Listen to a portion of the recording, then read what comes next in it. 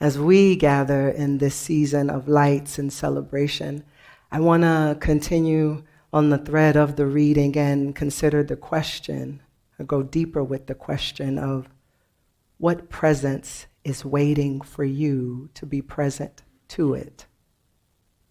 What gift of the moment is waiting and wanting to emerge? This morning, we explore how attention can be a doorway to the presence we welcome. I mentioned earlier that in our fast-paced, multitasking world, attention often feels like a fleeting resource. It's often stretched thin by deadlines and distractions, the constant hum of technology. And this time of year, our attention is often pulled in even more directions. Many of us feel that the holiday season brings its own mix of joys and concerns and the tensions of stress.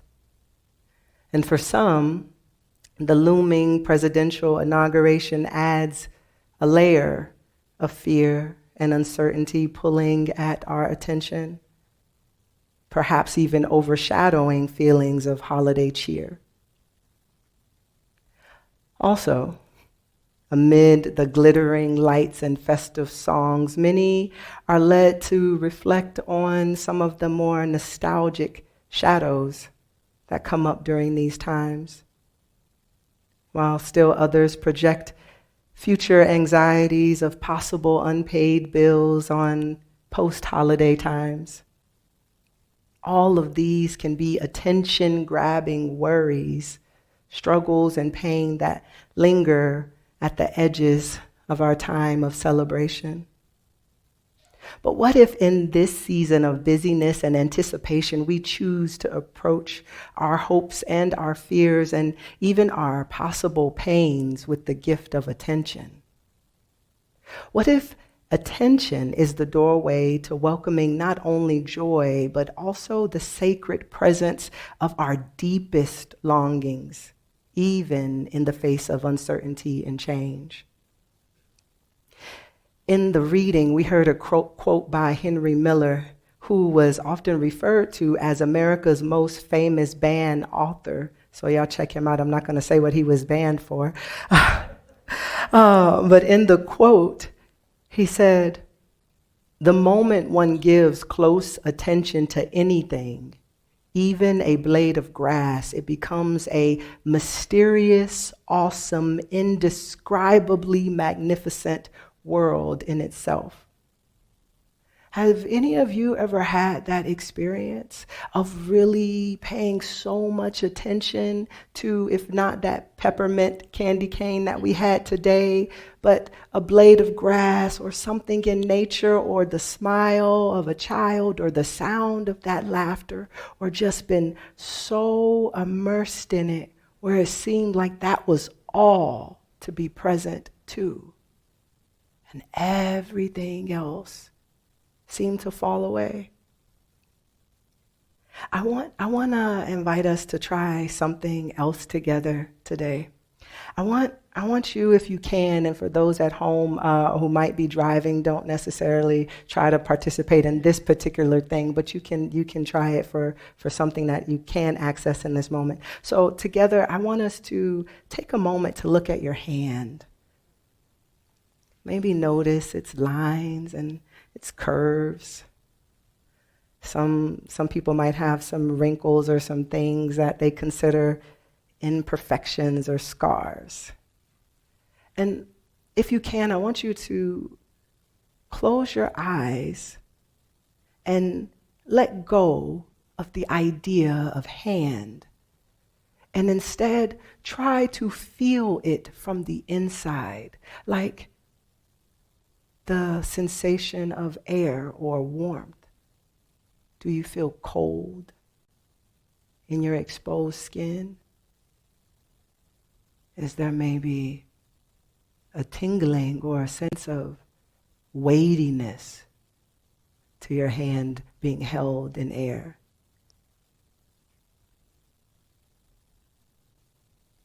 Maybe move your fingers around and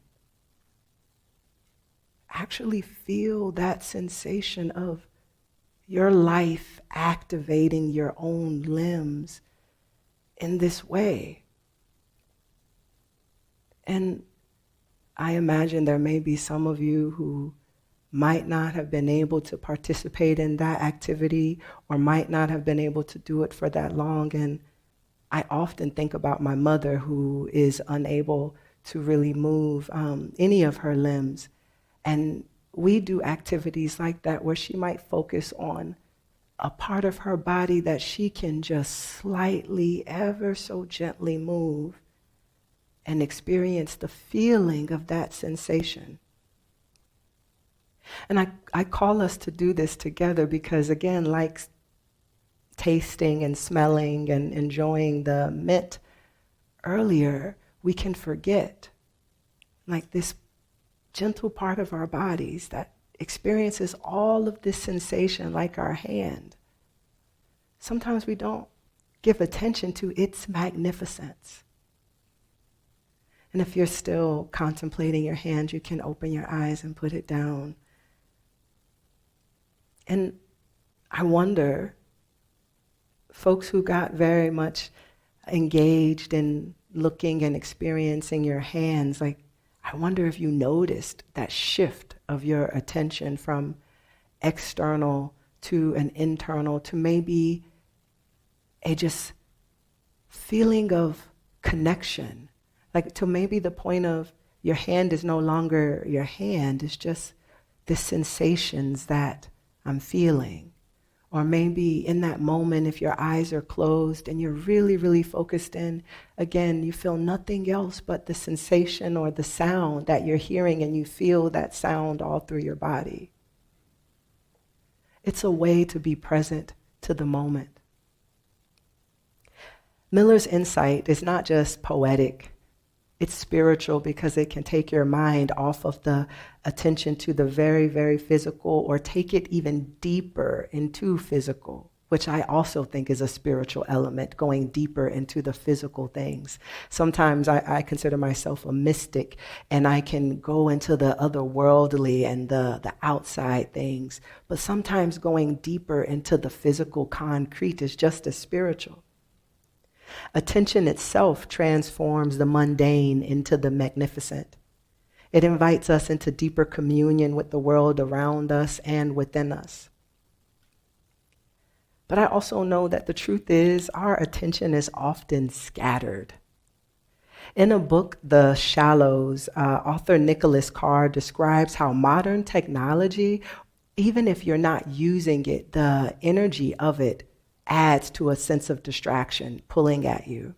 I'm a person who I don't have TikTok on my phone. I don't have much of any of the social media things. And yet, the one that I have, Facebook, is just the one. But I feel myself pulled to feel like I need to engage with these other services. I don't really watch much of the news, but I feel when things are happening that's pulling me, I need to look at the news or something.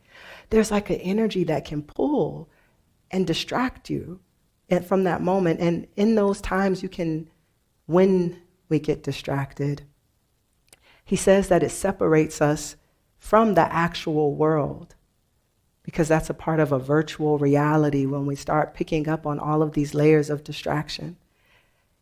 Nicholas Carr says that being too distracted can numb us to our emotions and dull our sense of wonder, and silence the quiet voice of sacred that is calling. So it's competing voices that are taking our attention, whether it's the sound of opening peppermint paper that is calling us to be present to what we're eating, or a noticing of a single leaf falling, or is it the energy of something that gets us stirred up? You have a choice. That's the doorway to presence, to what are you presencing with your attention in that moment. That's the key. But something else that I want to get to around this is sometimes in that getting so caught up in thoughts and losing touch with reality and being more in the virtual reality of what's going on in the world, but is being captured on the internet, that can sometimes be distracting, or with technology in itself. For some people, distraction, escapism can be a form of safety that is very needed for some folks. In this time of year when the winters chill and days with less light carry the weight of a dreariness, it can also bring the season of sadness for some who rely on light to give them the energy of joy and aliveness. I didn't write it down, but now I'm thinking of just the acronym SAD, for when you don't get enough light, and how seasonal affective disorder or depression, that's what I was trying to name, can be brought on just with the changing of the season. And then additionally, there's often a lot of grief that is present for people who have transitioned during these times when other folks would be getting together for holidays. Even if that's not something that you celebrate, it's an energy that can lead to the desire to escape. But also separate from that, as I often mention, being a queer, Black, trans, non-Christian minister in the South during a Christian Christmas season, I know sometimes firsthand what it feels like to want to escape a moment. I'll be with some other ministers who are talking about the birth of Jesus, and is that what you're talking about in the service? And I'm like, well, no. Talking about another light, maybe. And I just want to shrink in that moment. But I also want to shine brightly in name, and which I have gotten to doing now. But I know that feeling of wanting to shrink away and what it feels like to be unwelcomed. And that feeling of fear and being unwelcome creates a deep sense of empathy for a particular group of people that I feel are being more persecuted now. Immigrants, undocumented folks right now, not feeling welcomed in this nation, in this country, and I know that those feelings could be eating a lot of folks up, and it adds to that feeling of wanting to escape in this moment. So many of us overwhelmed with grief for our communities, for those marginalized by race, gender, economic status, whatever it is.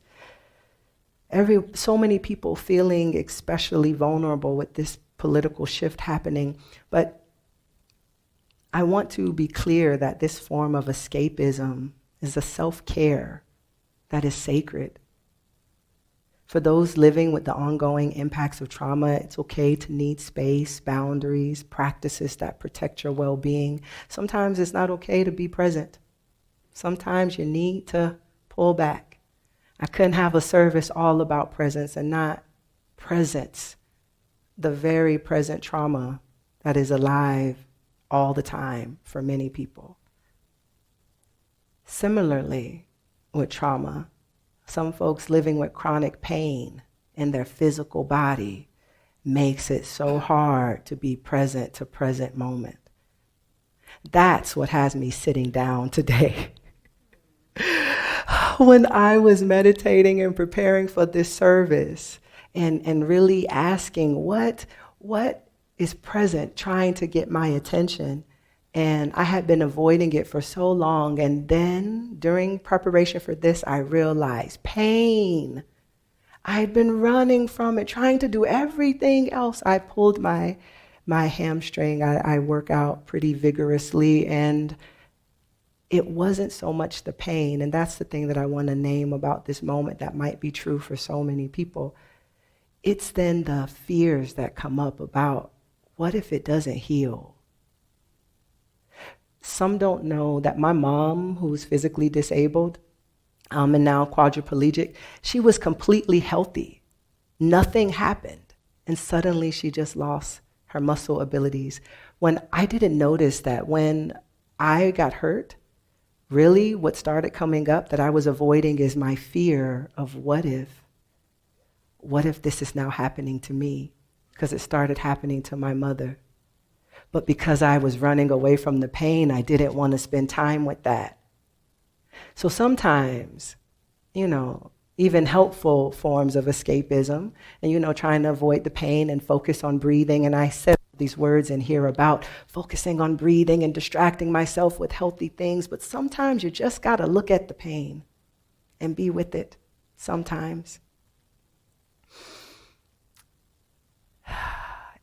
As I close, I want to share a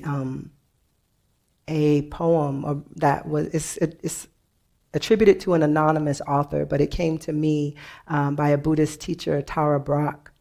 It's called the Felt Sense Prayer, and then we'll move to our invitation to generosity. The words. I am the pain in your head. I am the knot in your stomach. The unspoken grief in your smile. I am your fragile low back, your agitation and your fatigue. You tend to disown me, suppress me, ignore me. More times than not, I'm only the most recent notes of a long symphony, the branches of roots that have been challenged for seasons. But now I implore you, I am a messenger with good news, as disturbing as I can be. My hope is that you will realize success will not be measured by my eradication, but by the shift in the internal landscape from which I emerge. Pain will not be eradicated. Pain will not be shifted. I'm sorry I wrote this improperly. My hope is that you will realize success will not be measured by the eradication of pain, but by the shift in the internal landscape from which I emerge. I am your friend. I am not your enemy. I am present and I belong. End quote. This prayer reminds us that pain is not an enemy but a messenger, and can invite us to approach present pain not with fear but with compassion and curiosity. In closing, I implore you to keep asking yourself, what is this moment asking you to notice? What is pain asking you to see? What stories have you attached to the happenings of your present moment, and what might they be teaching you? I close with the simple statement that attention is a doorway to presence, a way of waking up to the sacred that is already here in this moment, in this life. Let us not rush past the beauty and wonder of the holiday season, and let us not avoid the difficult parts of our journey. Instead, let us look deeply and welcome the presence. For in the act of paying attention to joy, pain, and all that lies between, we find the infinite depth of life, the spirit of life itself. And in that depth, we encounter ourselves, the divine, always. Thank you.